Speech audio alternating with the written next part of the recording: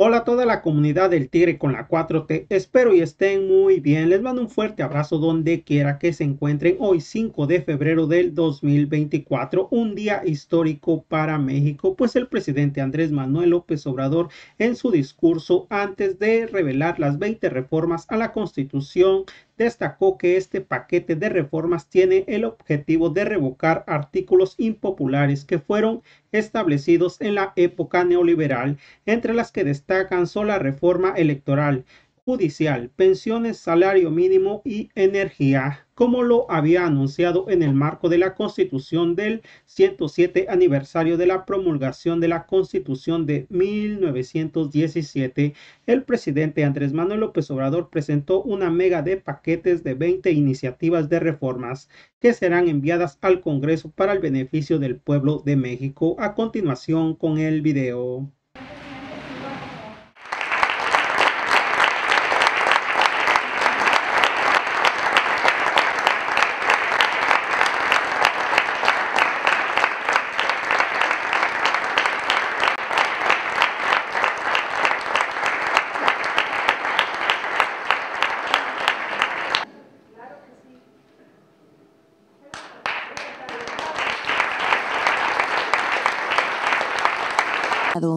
Andrés Manuel López Obrador, presidente constitucional de los Estados Unidos mexicanos.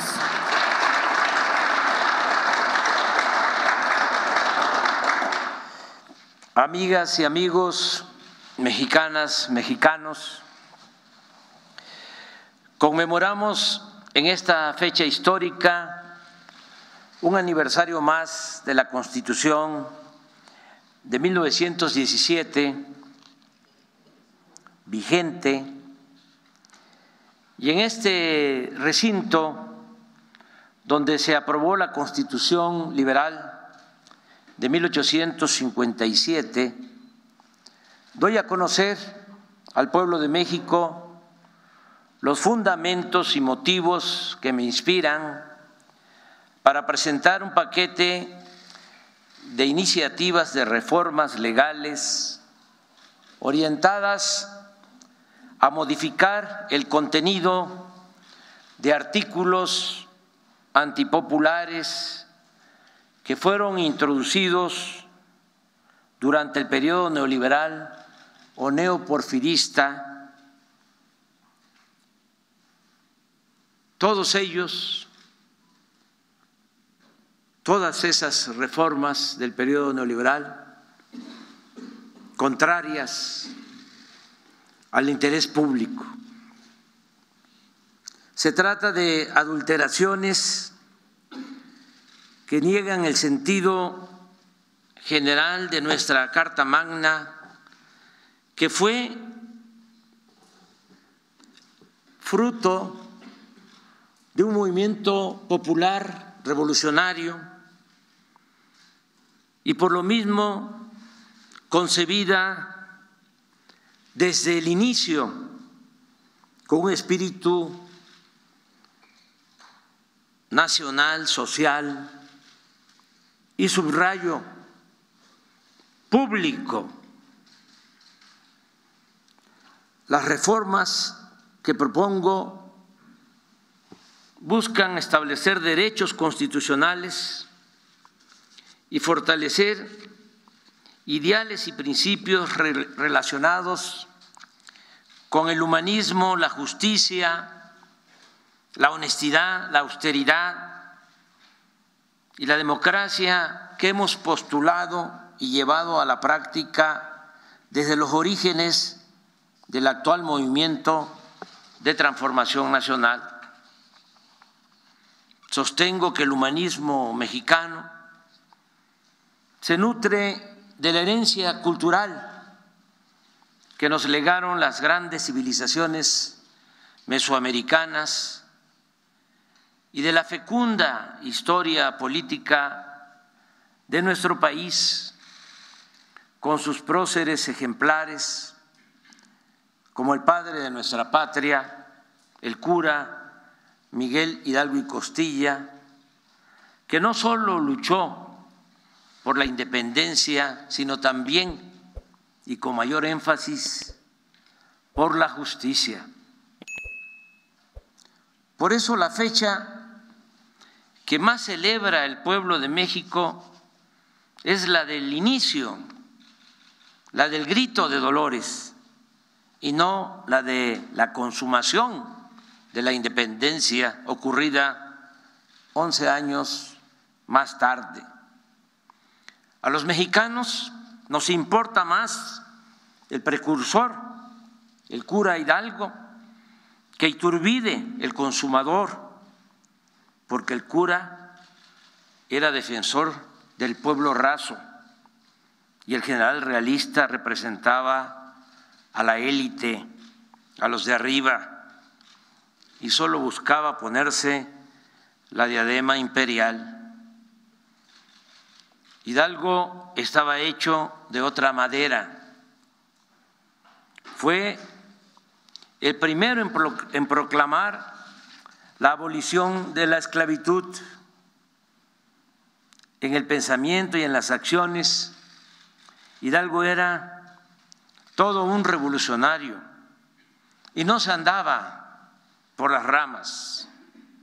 Por ejemplo, en una de sus cartas al intendente Juan Antonio Reaño, escribía: no hay remedio, señor intendente, el movimiento actual es grande y mucho más cuando se trata de recobrar derechos santos concedidos por Dios a los mexicanos, usurpados por unos conquistadores crueles, bastardos e injustos, que auxiliados de la ignorancia de los naturales y acumulando pretextos santos y venerables, pasaron a usurparles sus costumbres y propiedad y vilmente de hombres libres convertirlos a la degradante condición de esclavos.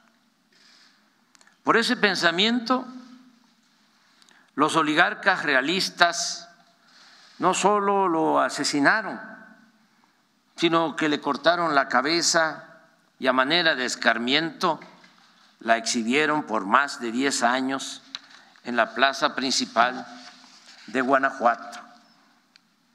Lo mismo se puede decir de la vida pública de otro cura bueno y rebelde, José María Morelos y Pavón, quien dio a conocer en Chilpancingo, Guerrero, en 1813, un documento conocido como Sentimientos de la Nación, un texto fundacional en el que se recoge y expresa en pocas palabras, con sencillez y buena prosa, un tratado de humanismo aún vigente por su relevante dimensión social. Los 23 puntos dictados por Morelos son de gran profundidad en el terreno de la democracia y de la legalidad, pero hay 4 de estos postulados que me parecen de una excepcional trascendencia humanista. Decía, por ejemplo, Morelos, que se modere la indigencia y la opulencia. Digo, en esta ocasión, no encuentro una fórmula más sencilla para tratar el añejo problema de la desigualdad económica y social en nuestro país. Y aunque parezca increíble y nos sorprenda, en los tiempos del neoliberalismo que terminaron hace 5 años, la desigualdad se volvió aún más extrema y ofensiva. Por eso, el combatirla con una mejor distribución de la riqueza, del ingreso y del presupuesto es hoy una de nuestras mayores y más importantes tareas, y avanzar para lograrlo debe seguir siendo nuestro principal motivo de orgullo. pensaba Morelos, lo cito, que se eleve el salario del peón. Fíjense cómo lo elabora. Son unas cuantas palabras: que se eleve el salario del peón. ¿Acaso no es también lo suficientemente clara esta demanda? Partamos de la base de que durante el periodo neoliberal, al que he hecho referencia en infinidad de ocasiones y que afortunadamente en nuestro país ya se acabó con esa pesadilla, el empobrecimiento del pueblo se hizo acompañar en esos 36 años con una pérdida sistemática y permanente del poder adquisitivo del salario. Pedía a Morelos que se eduque al hijo del campesino y del barretero igual que al hijo del más rico hacendado. Este principio básico tiene que ver, sin duda, con la educación pública, gratuita y de calidad, la cual estuvo en riesgo, no lo olvidemos, en el periodo neoliberal, cuando se pretendió privatizar la enseñanza y dejarla a expensas del libre mercado, como si se tratara de una mercancía. En esencia, la mal llamada reforma educativa del sexenio anterior era eso, que la enseñanza no fuese un derecho, sino un privilegio reservado únicamente a las familias que pudieran pagarla. Ahora, guiados por el anhelo de Morelos, estamos ocupándonos de 4 acciones básicas: tratar a las maestras y maestros con dignidad y no regatearles sus derechos laborales, nunca más desprestigiar al Magisterio Nacional,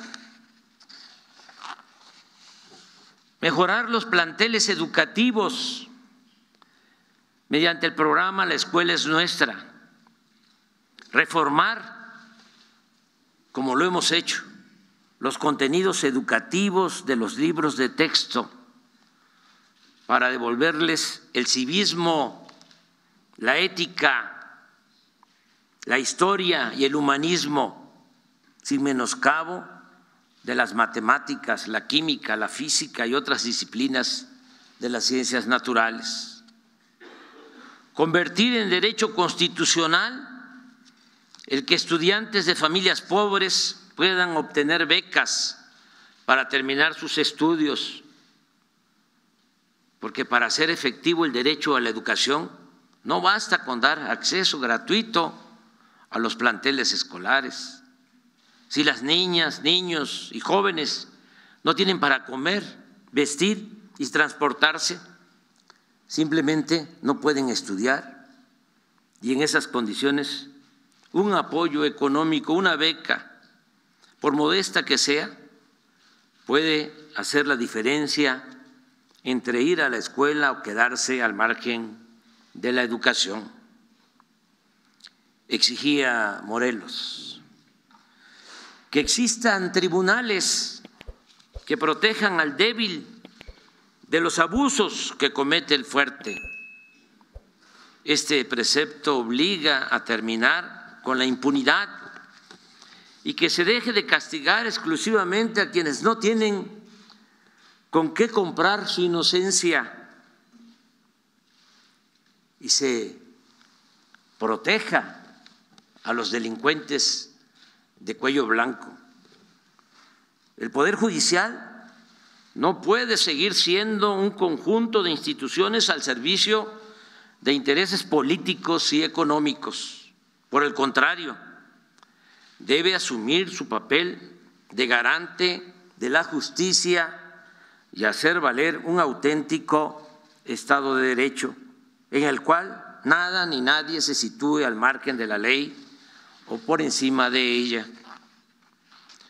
Aunque estos son para mí los postulados más precisos y vigentes, hay en los sentimientos de la nación otros puntos de gran trascendencia. Por ejemplo, el que declara libre e independiente de España a América, también de cualquier otra nación, gobierno o monarquía, el que establece que la soberanía dimana del pueblo, el que reafirma que somos una república y divide los poderes en ejecutivo, legislativo y judicial, el postulado de que el gobierno liberal debe sustituir al tiránico, el reclamo de leyes generales que valgan para todos, para todas, y por tanto la tácita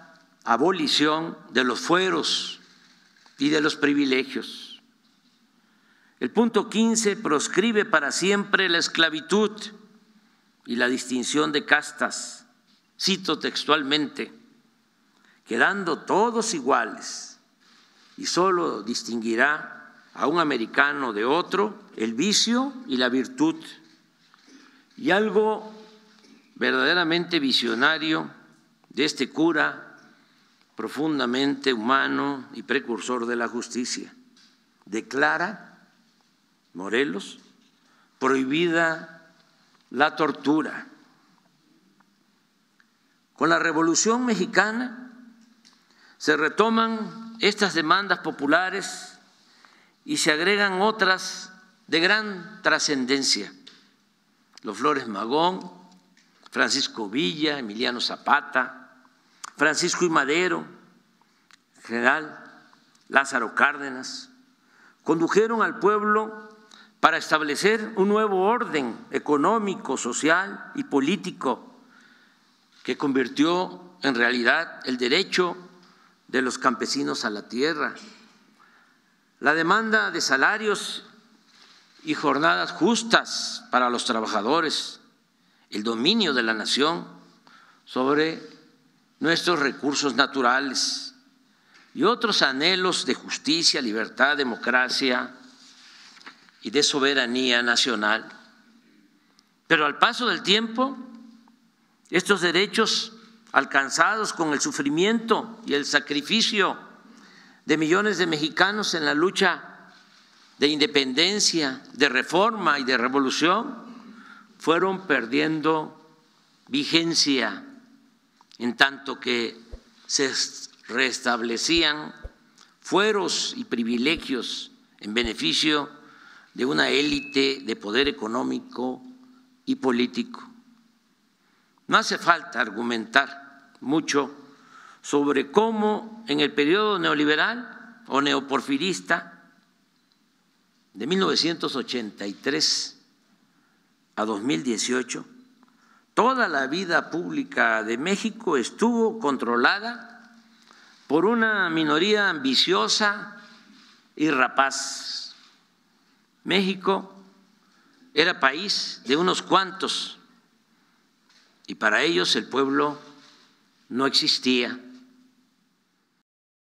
Así es, amigos, este fue el tremendo discursazo que dio el presidente Andrés Manuel López Obrador antes de que revelara las 20 reformas a la Constitución. AMLO destacó que el humanismo mexicano se nutre de la herencia cultural que legaron las grandes civilizaciones mesoamericanas de la historia pública de México, sobre todo los personajes históricos como el cura Miguel Hidalgo y Costilla y de José María Morelos y Pavón. Indicó que es importante mejorar la educación en México y que los niños y niñas y jóvenes tengan una beca, ya que no basta con garantizar el acceso a educación. Una beca, por muy modesta que sea, puede hacer la diferencia entre ir a la escuela o no, indicó el presidente Andrés Manuel López Obrador. En la descripción te dejo la continuación de este video. Deja tu comentario, qué tal te pareció este discurso que dio el presidente Andrés Manuel López Obrador y que tengas una excelente noche.